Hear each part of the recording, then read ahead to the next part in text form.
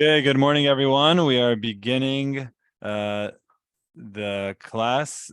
We plan to do Megillat Ruth today. Megillat Ruth, because yesterday was Shavuot. We outside of Israel, we read a weekly parasha. And for Shavuot, there's a custom to read the story of Ruth. So let's go ahead and do that story. The very beginning of Megillat Ruth tells us that there was a time of the judges. There was a man by the name of Elimelech who was living in the land of Israel. Elimelech was married. His wife's name was Naomi or Naomi. So Elimelech and Naomi, they had two children together, Machlon and Kilion, two boys. So the way the story begins is telling us the story of Ruth begins by telling us that there was Elimelech, his wife, and they had two sons, and they had left Israel. The text doesn't really tell us why they're leaving Israel, but it tells us that they Vayavo Sidei Moab Ayusham. They left Israel, they went to Moab. Moab is modern day Jordan. And based on the terminology that's used, it wasn't a short-term travel. It says Vayusham. They remained there. And while they were there, our sages explained that what was happening was there was some sort of a plague or a drought or a famine. There was no food for them to eat. So they left the land of Israel and they moved to Moab. But our sages also explained that he was a wealthy man. And he was leaving not because he couldn't make it through with the famine. He would have had enough means to make it through, but he left because people were coming to his door asking for financial support during the famine, and he had left because of that. That's the way the sages fill in the blanks. They moved to Sde Moab, meaning to, like I said, modern day Jordan, the land of Moab. And Elimelech dies.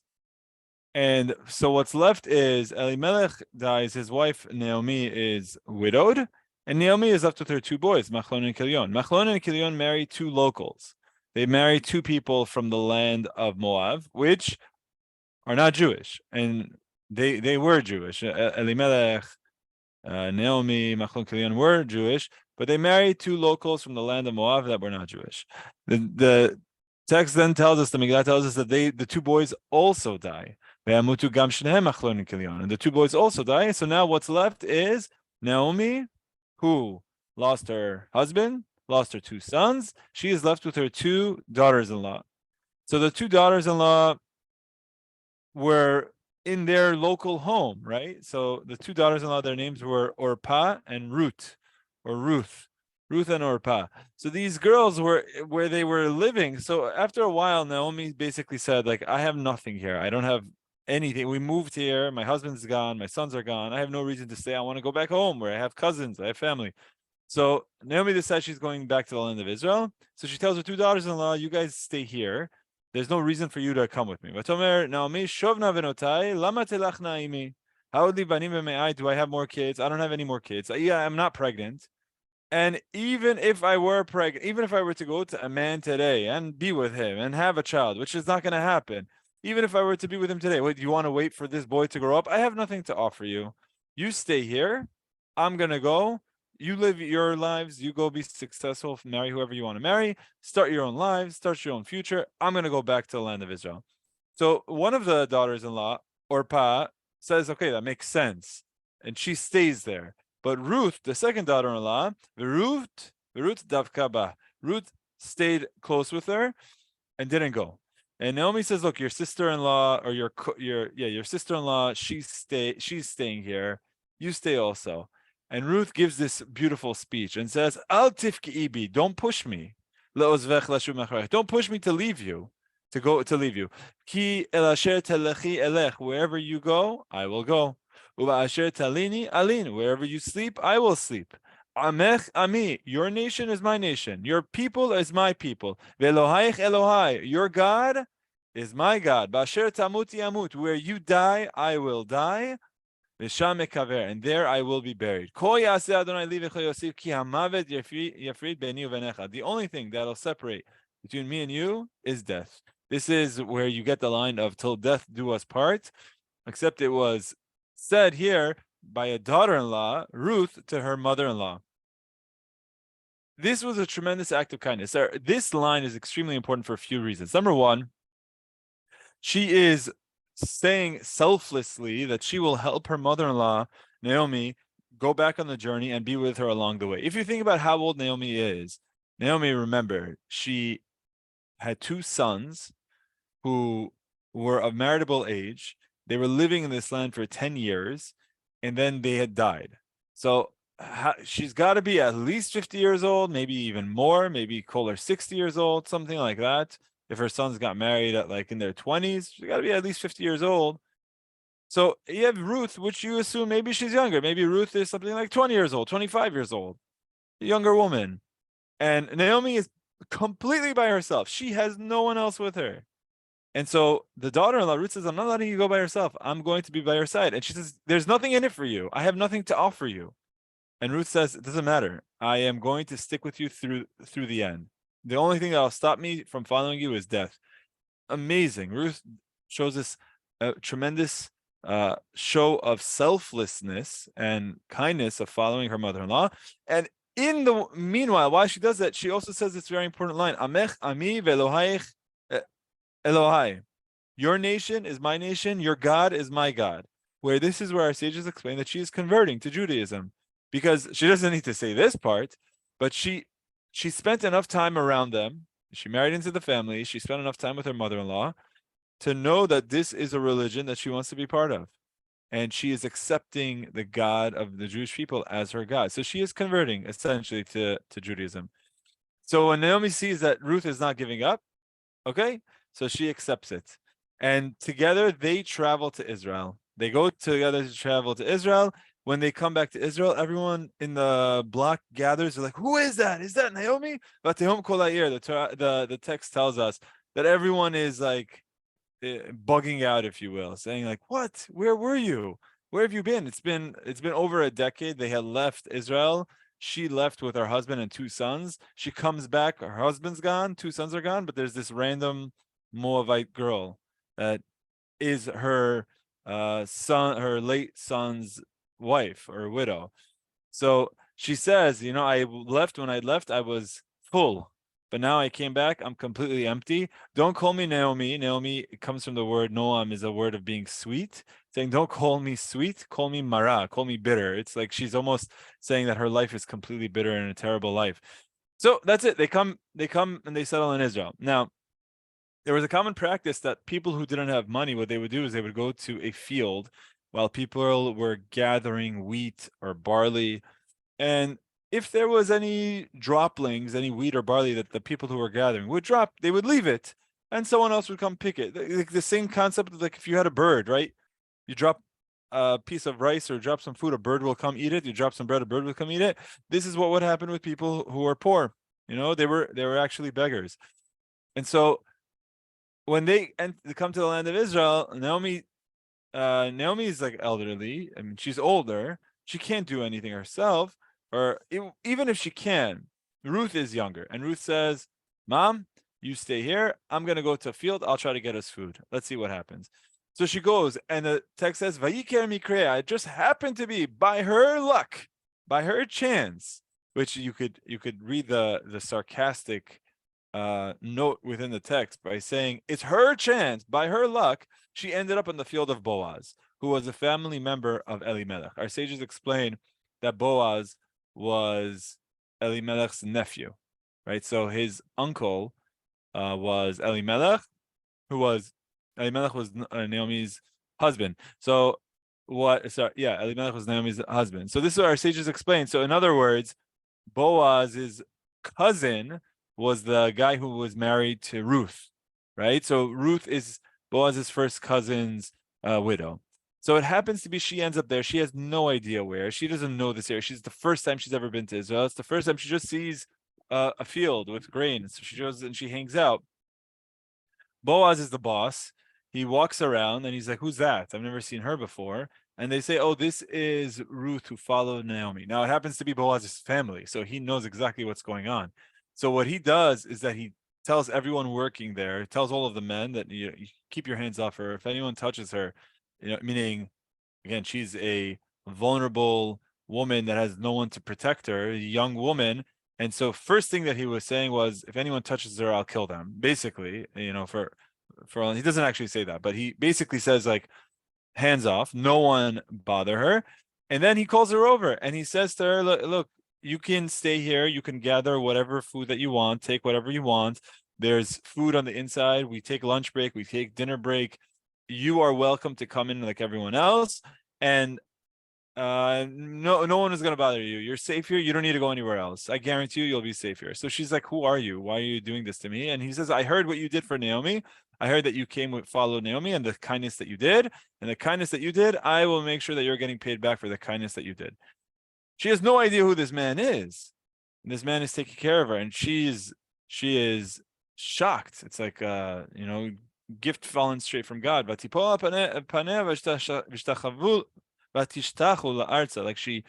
bows to him and like saying like I'm very appreciative to what you're doing.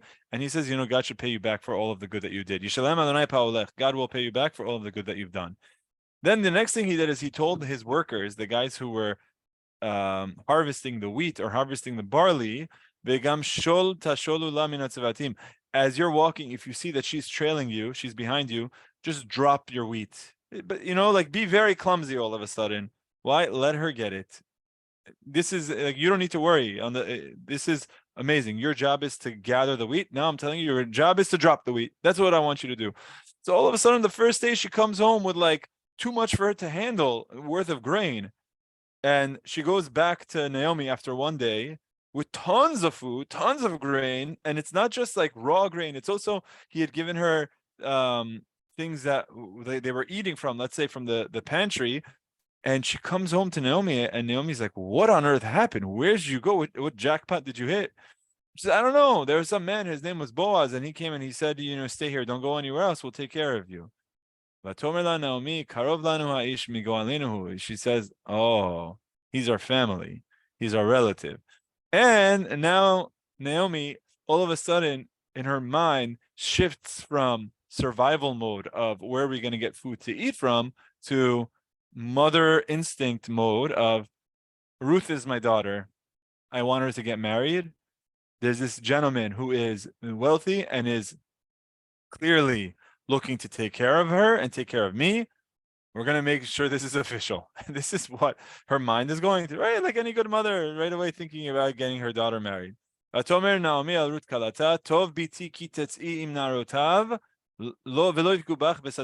go anywhere else. You're going to stay there. You're going to stay there. Whoever he has there, you're not going anywhere else. And that was fine. Okay, so they were there for a while. But after a while, now we get into the third chapter. So Naomi tells them, the mother-in-law tells Ruth, look, what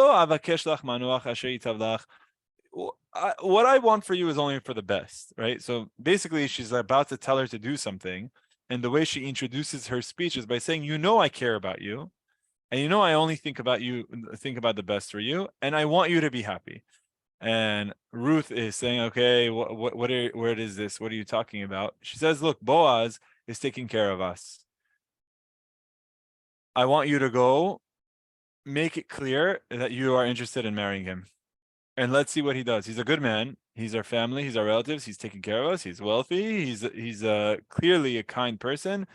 Let's see if he's interested. Here's how you're going to do it. Now, there's this very interesting scene. Maybe it's a bit R-rated, but the text, does cover it up a little bit. But essentially, what happens is as follows. She says, "Okay, tonight I want you to go shower, get yourself all dressed up, besach, put yourself perfumes, wear some nice clothing, and go to the threshing floor. Go to the office, because that's where he's working." Go to the place where they are graining, the granary, or the place where the threshing floor, where they have the grain and where they're cutting it. And don't let anyone know that you're there. I want you to go there and wait for Boaz until he's done eating and drinking. He's going to have his dinner. He'll be eating, he's drinking. And it sounds like for their drink, maybe he was having a bit of wine after a long day of work. And as he lies down and he goes to sleep, all you got to do is go stand next to him. Vegalit margelotav, uncover his feet, which for the argument's sake, let's just say it means like he has a blanket, right? So let's say he gets a bit chilly at night and he has a blanket, uncover the blanket. This would induce him to wake up. And then vishachaft, and just lie there. And he'll tell you what you shall do. Okay, so it sounds a bit promiscuous, but again, Boaz was this this person who was family member and wasn't interested in taking advantage of her or the family. So Naomi knew that he was a respectable person. This is her way of making it very clear that she's interested in getting married. Okay, you could ask why Naomi said to do this. Maybe if there's time, we'll come back to it. Probably not, though. But this was her tactic. Okay. And Ruth trusts her mother-in-law, and she says, fine, that's what I'll do. So she goes that night, and Boaz is eating and drinking. And he's very happy, probably had a little bit of wine to drink or something. And it's time for him to lie down. So he goes to sleep, and all of a sudden she comes and she uncovers his blanket. So in the middle of the night, the guy gets scared. I don't know, but like in the middle of the night, you went to sleep alone, and all of a sudden there's someone there. It's scary, right? The initial reaction is like, what on earth? Like, it's scary. So that's what happens. You get scared. And it says, there's a woman there. Who are you? What are you doing here? She says, I'm Ruth. And you have taken care of us so far. You've taken care of me. You've taken care of Naomi so far. And you are someone that we is our redeemer, which has it has a contextual explanation of someone who is like next of kin. Let's say, for example, you're a relative. So she said, so his response is, Brucha at ladonai biti hetaft chastecha acharon min harishon. This second act of kindness that you're doing is even greater than your first act of kindness. Levioti lechet acharei habachorim imdal imashir. Not going after some other guy, whether someone is poor or rich. So what is going on here? So here's what the explanation is. The explanation is, Boaz says, not only were you so dedicated to your late husband that you, even though your husband was dead, you made sure that his mom was safe. You followed his mom by being so dedicated and kind to your dead husband, and you followed the mom, made sure the mom is safe until you got here. Now what you're doing is you're marrying someone from his family because you want to continue his name.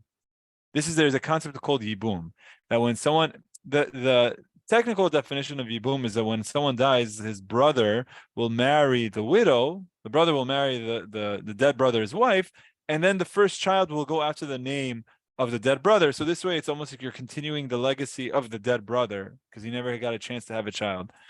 So this is what she's doing. She's so dedicated, meaning she was a young woman. She could have gone anywhere else that she wanted to. She could have stayed in Moab.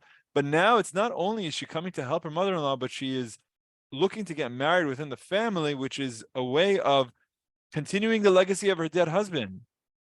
It's tremendous. So he understood that she doesn't have to do this. And it's actually a noble thing. And this is not like chas v'shalom. This is not like a one-night stand type of thing. Like, she's coming and making it clear that I'm interested in marrying you and having children with you for the name of my late husband.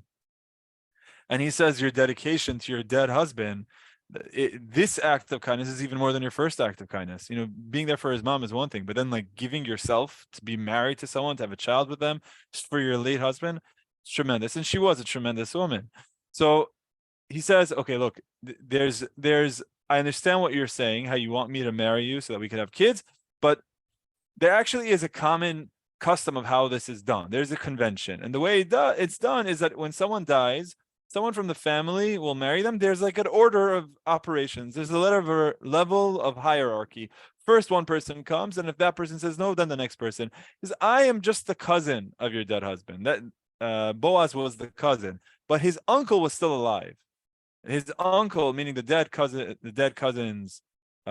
husband's uncle, who was Elimelech's brother, is still alive. This Elimelech's brother is actually Boaz's uncle also. Remember, Boaz's uncle was Elimelech. So there was another uncle alive. So he said, I have to give my uncle the option to go first. That's, once you're saying this, that's the practice. Let's ask him. So they asked the uncle, and the uncle is just not interested for whatever reason. There's all different explanations as to why he's not interested. Some say that he, he's elderly and it's just not a stage of his life to get married. Some say that his kids didn't like it because his kids meant, okay, now you're going to go marry someone else now and have other kids. His wife didn't like it. His kids didn't like it. They weren't interested in it. There's all different explanations. Some say that she wasn't a Jewish girl. Even though she was such a righteous person, at the end of the day, she wasn't righteous, and she wasn't Jewish, and it was something that was foreign to him. Like I'm not interested in marrying a Moabite girl now. It's just not something that I'm interested in. So when Boaz goes to the uncle and asks, the uncle basically declines. There's a lot more discussion here because there's also assets and there's fields and there's money and like there's this whole back and forth. But essentially, the uncle ends up declining, and Boaz makes sure that this is done in a public setting, how there are witnesses, everyone sees this, and he gets the green light, like, okay, Boaz, go ahead, you do this mitzvah. Vayikach Boaz et Ruth vatihilo leisha. So Boaz marries Ruth. They become married. She is now his wife, and she becomes pregnant, and she has a child. Vatelet ben. This is something that she never had. She did not have with her late husband. ותאמרנה הנשים אל נעמי, ברוך אדוני אשר לא השבית לך גואל היום ויקרא שמו בישראל. So all of the people in the area go to Naomi, because it was like their neighbor, their friend, and they say like God has not forsaken you. He sent someone to come help you, v'yikareh shemo b'Yisrael, to continue your family's name in Israel. She had nothing, poor woman. She lost her husband. She lost her sons. She's left with a daughter-in-law who stuck with her all through the end, and then she got married, and now they're gonna have a child. Like this is Naomi's. It's not Naomi's blood child, right? Because like it's not from her. It's her daughter-in-law, but her daughter-in-law has become her daughter, so it's become her child. It's become Naomi's child. It's very beautiful. It's very emotional at the end of this text. This child will be for you, someone who's going to revive your life. It's going to give you. It's his or it's her granddaughter. It's going to make you young again. It's going to support you in your old age. They say it's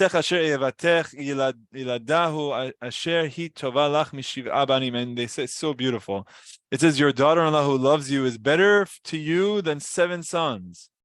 This daughter-in-law that you have has done more for you than you could have ever asked for. You know, even if you had 7 boys, this daughter-in-law was. So this is Ruth.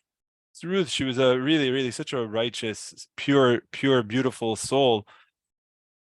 She was dedicated to her husband even after he died. But now the text tells us that Naomi took the boy that was born and nursed him, which you have to question like how that actually happened biologically. I don't know, but it says maybe literally it happened somehow, maybe figuratively it happened, like almost like she was raising her like a nurse. I don't know exactly. There's some discussion about it. When I say I don't know, that means I don't really want to go into it, but I think you could say it maybe not necessarily does it mean that she actually nursed the child, but it means she raised the child. She became like the nanny. I think that's like the way you would say the text is giving you that metaphor, that almost like she nursed him, meaning that she was the nurse. She was the one taking care of this child. And everyone was saying, Yulad ben Naomi. Beautiful. The whole area was saying Naomi had a boy. Naomi had a son, even though Naomi wasn't the mother. But it's like, this was exactly the very concept of when a girl who lost her husband marries someone from the family, it's to continue the family name, which is exactly the conceptual spirit of the law of a mitzvah called yibum. So this was not the technical fulfillment of the mitzvah of yibum, but it was definitely like within the spirit of that.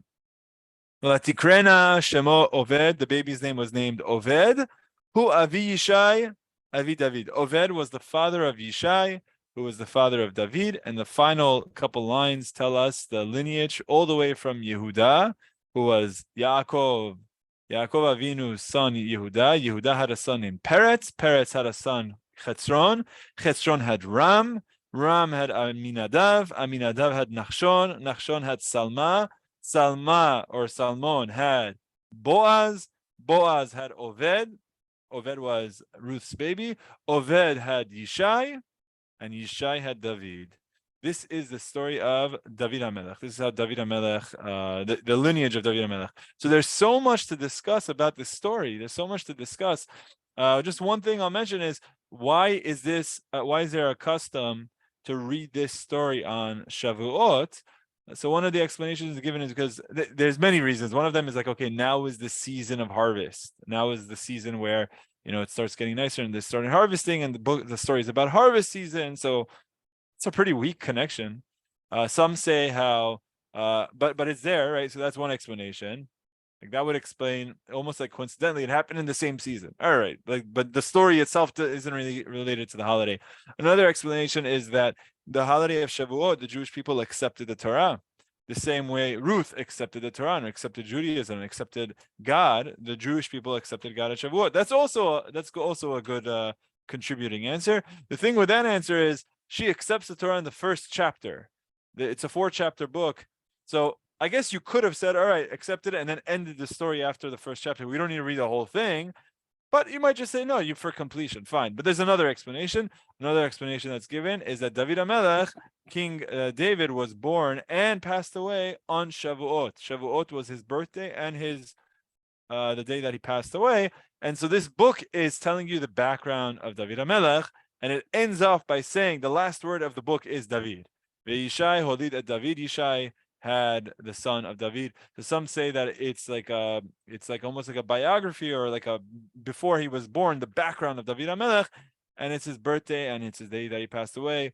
Most likely it's a combination of all of these answers. It has to do with the season, it has to do with Ruth accepting the Torah, it has to do with David HaMelech, and there's some other answers also offered.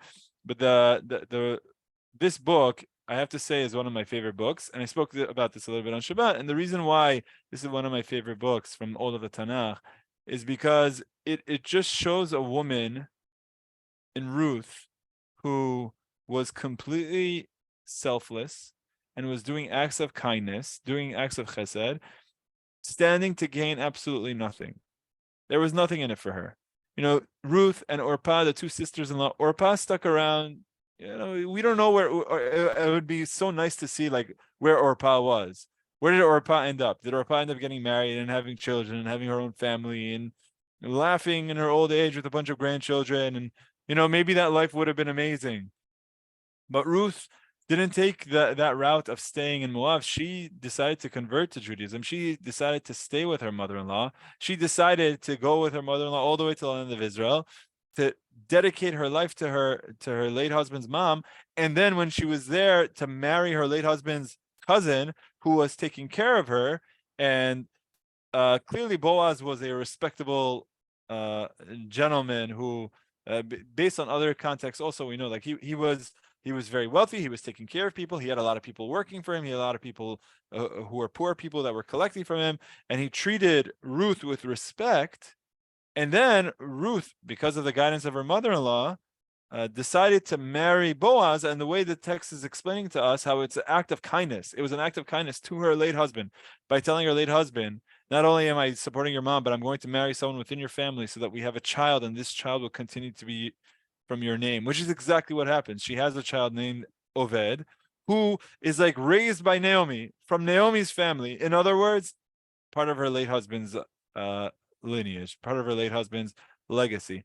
And it's so beautiful because what ends up happening from this child is you have Yishai, Jesse, who ends up having David HaMelech. David HaMelech was the author of the Tehillim. He was the first king of the Jewish people from the family of Yehuda. He was the second king of the Jewish people, and he is someone who, for the rest of Jewish history, is like a character that is irreplaceable. The things that David HaMelech did for us, all of our prayers have Tehillim involved with it. There's so many things that have to do with David HaMelech.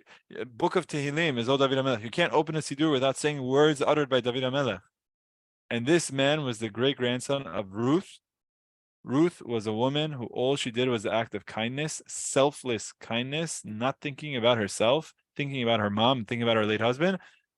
And with that, she got paid back by having David HaMelech as her grandson. I think it's a beautiful lesson of when someone does an act of kindness to know that it'll not be forgotten. It is being watched, it is being seen. And exactly as Boaz told her, God will pay her back. And God did pay her back by her being the mother of the first king from the tribe of Yehuda, the first king who purchased the land of Yerushalayim, whose son built the Beit HaMikdash in Jerusalem. This is really, really, really showing the full circle of when someone does that act of kindness, God pays them back. With that, we'll stop. It's really such a beautiful story. If you didn't get a chance to read it inside, I encourage you to read it inside. Shavuot Tov, everyone. Have a great week. We'll see you next week. Take care. Bye.